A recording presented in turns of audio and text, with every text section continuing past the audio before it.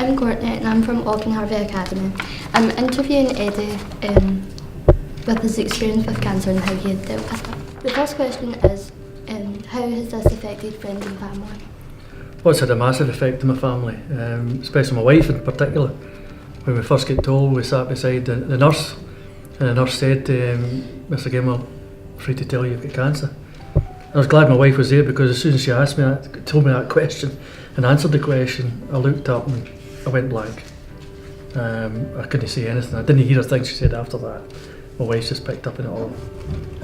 But it had a massive effect on the whole family. My mum and dad as well, because my dad gets cancer and my brothers get cancer. So it had a massive effect on us all. What type of cancer was it? It was prostate cancer, but you're probably well aware there's all sorts of cancers, probably quite a few hundred types of cancers. But prostate cancer is the one I've been diagnosed with. It's not a comfortable one. It's very hard to detect, which is a problem, and that's the reason why we do these kind of programs, to try and raise awareness for more men in particular, because it's men that does affect prostate cancer, to go and get checked early to make sure it doesn't spread.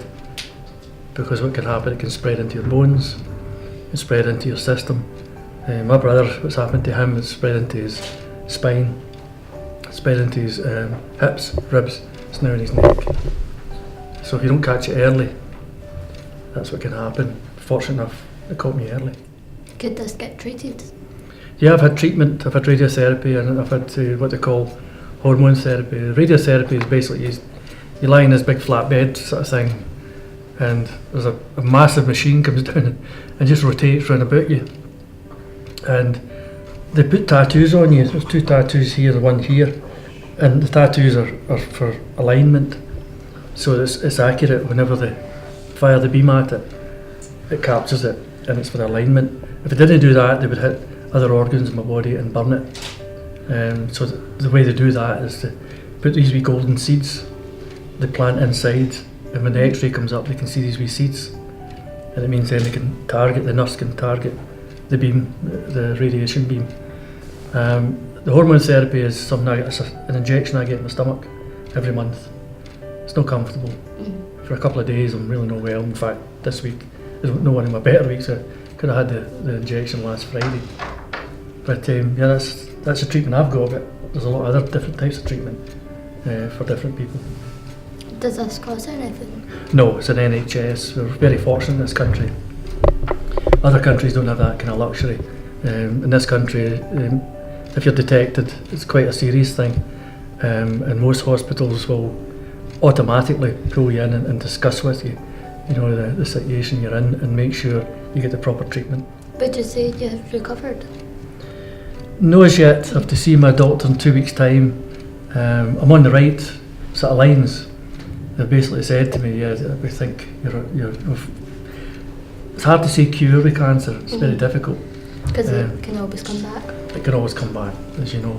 And I've had friends I've spoken to, and I've been at the famous hospital in Glasgow, the Beatson they call it, and that's where most cancer patients go for their treatment. And when I speak to different people, you're always that wee cloud at the back of your head going, is it going to come back? Fortunate enough just now, I've steadied off. I feel a bit better, but we're just waiting to see if we'll get rid of it. Does anyone in the audience want to ask any questions? Is there a genetic link? Yeah, funny you asked that, because my father and my brother and myself have got it, the same cancer. And the thing is with that, there's a study in Stirling University. We've had to fill out all these forms, given the permission to look at our bloods and our treatments, to compare it to see if there is a link. I think it's, from my point of view, I think it's so obvious. I mean, my dad, my brother and myself, there must be a link of some sort. But they're trying to prove that just now. It's something they just can't prove as yet, but they're trying hard to prove that. Anything else? What's the next steps for the future? The next step for the future for me, with cancer you mean, yeah? Well, I hope I get rid of it by the end of the year, and if I get rid of it, I'm going to do more for cancer. I've done a lot of charity work for cancer. Raising awareness.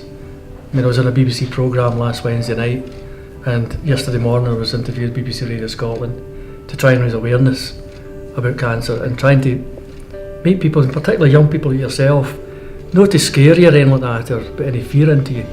It's basically just to be aware that cancer is there. But the thing is, cancer nowadays can be treated. So the earlier you get it, the better. For young females like yourself, I mean, it tends to be like breast cancer, cervical cancer, things like that might come your way. Fingers crossed it doesn't. But if it does, it means then that it can be detected early, and you don't have to go through all the suffering that a lot of people have to go through.